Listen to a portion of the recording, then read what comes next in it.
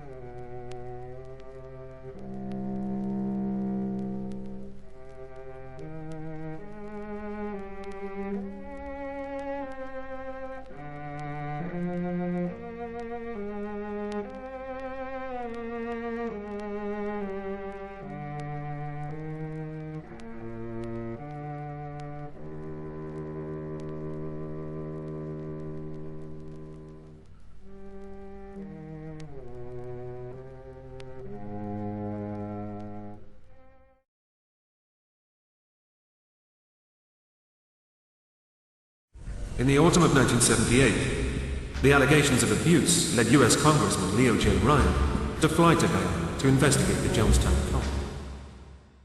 The trigger to the mass suicide was a visit by California Congressman Leo Ryan. He went to Jonestown to investigate complaints by constituents that their relatives, members of the People's Temple, were being mistreated and prevented from leaving.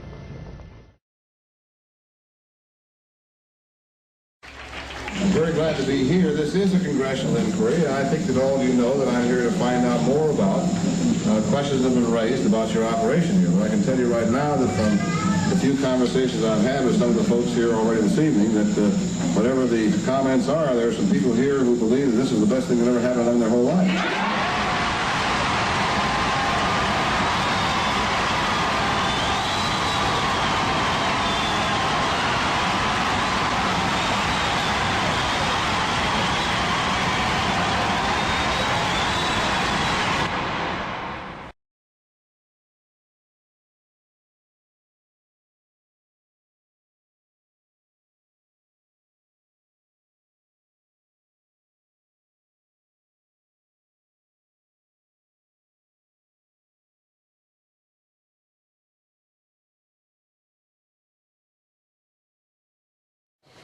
When I get back, I'm going to report to Congress that of the 60 people cited by the concerned relatives, none of them wanted to leave. They said they were completely happy.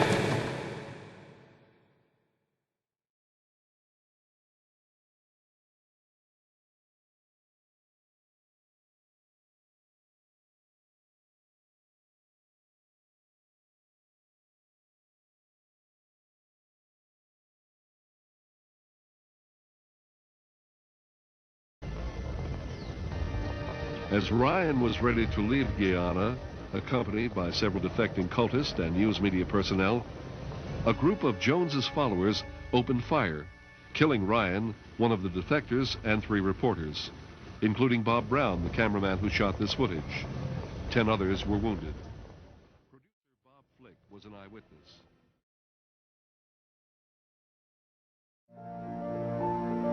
On the night of the 17th, it was still a vibrant community. I would never have imagined that 24 hours later they would all be dead.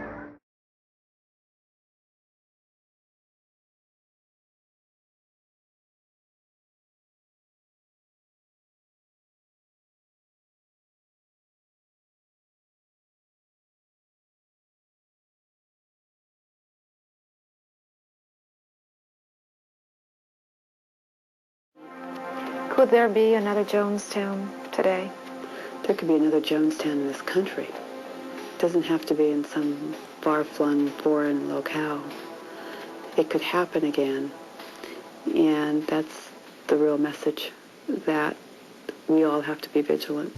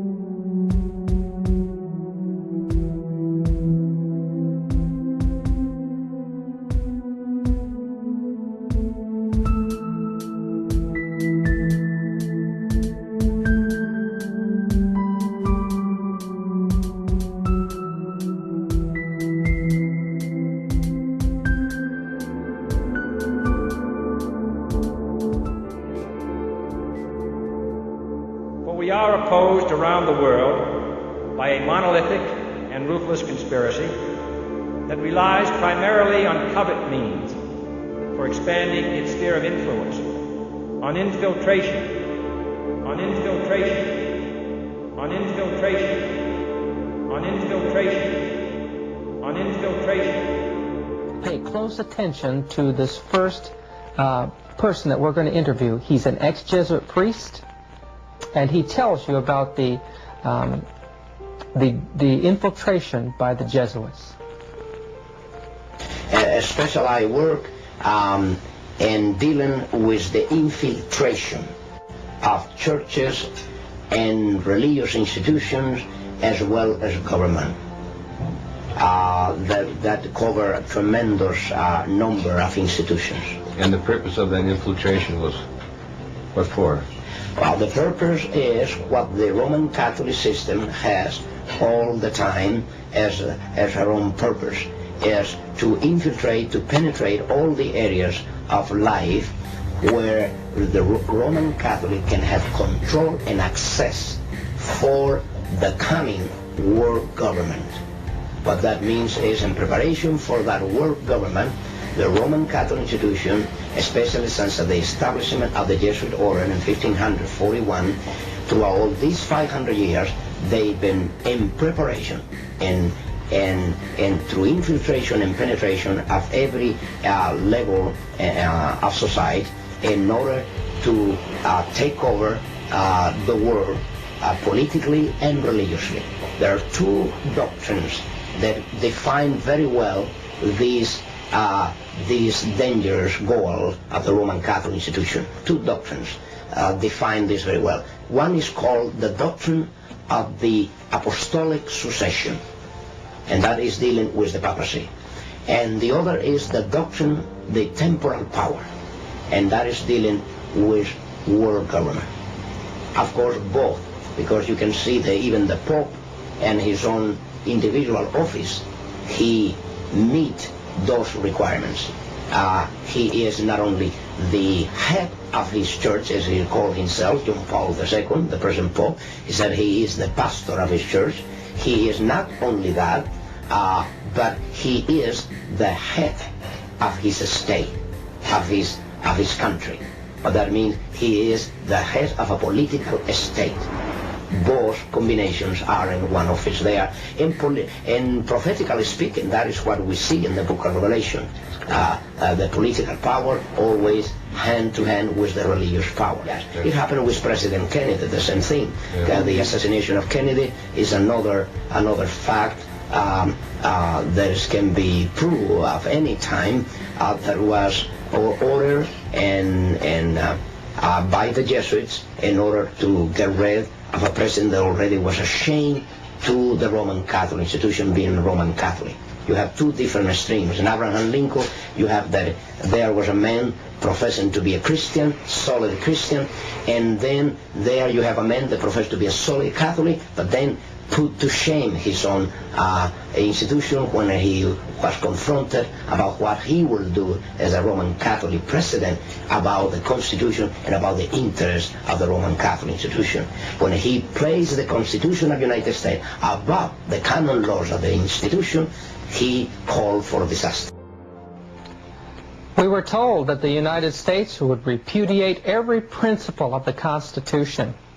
And I'm sure that that is not too far in the distant future.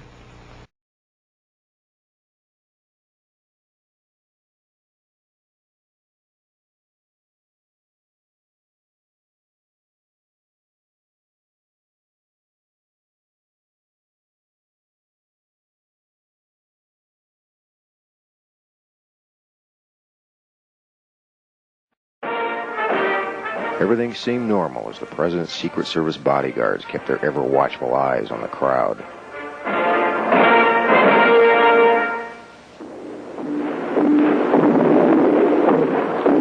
Everything seemed normal as the President's motorcade began its journey.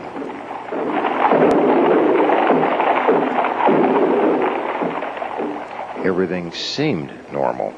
That is, up until this instant. What took place is so odd that we're going to examine the scene 4 more times.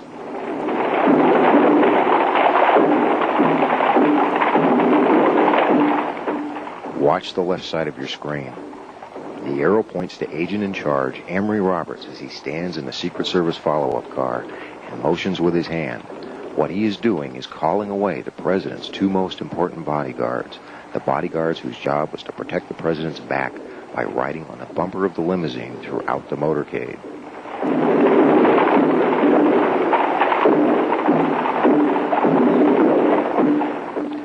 Watch again as he stands and orders the agents running at the rear of the president's car away. Watch the confusion inside the follow-up car that results.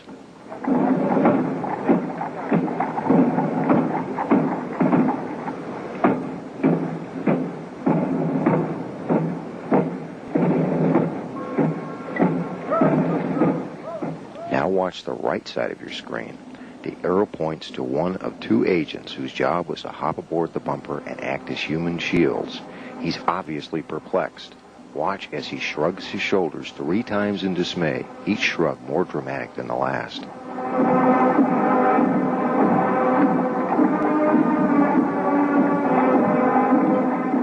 As you watch this scene for the final time, ask yourself, is this the kind of conduct you would expect from an agency that routinely sends an advance team to a city a month or more prior to the president's arrival in order to make preparations? Now ask yourself if the assassination could have taken place at all had those men been on the bumper during the motorcade.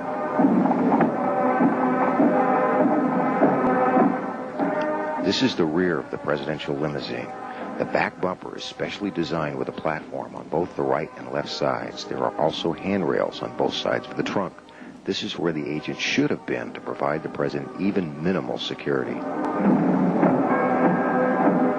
The president, unaware of the treachery behind him and the danger waiting for him ahead, continued on to his death.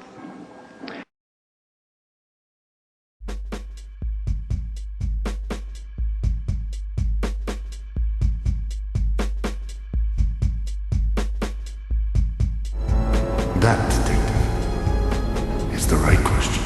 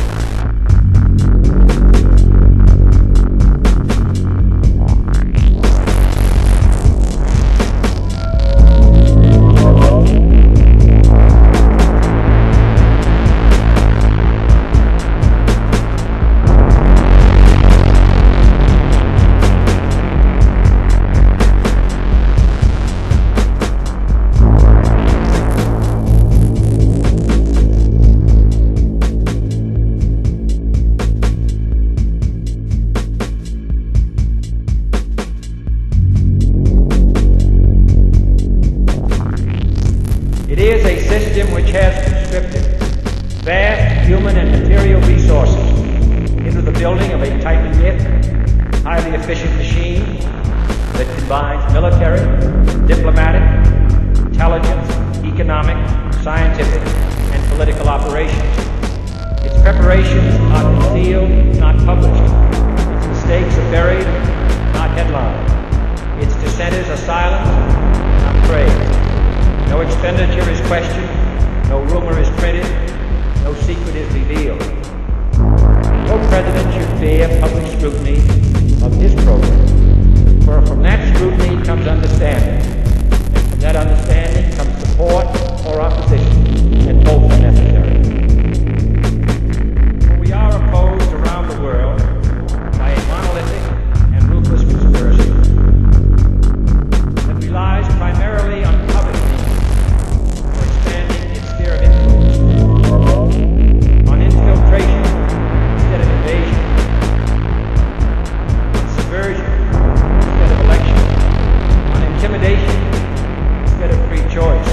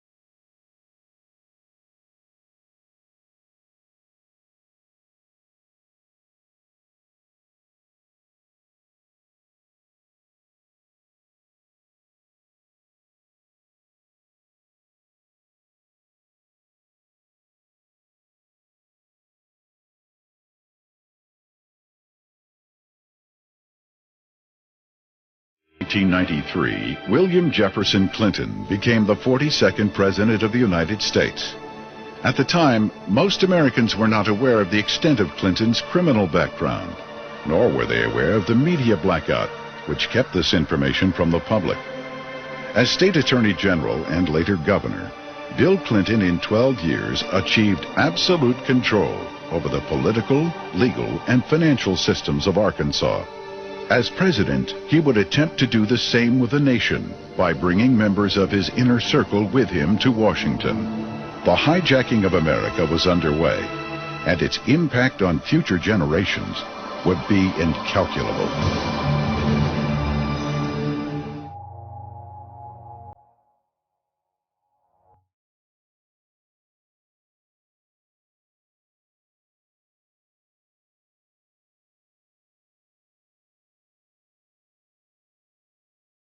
Back at least as far as the 60s in his college days, when he not only attended and participated in anti-American rallies, but organized them.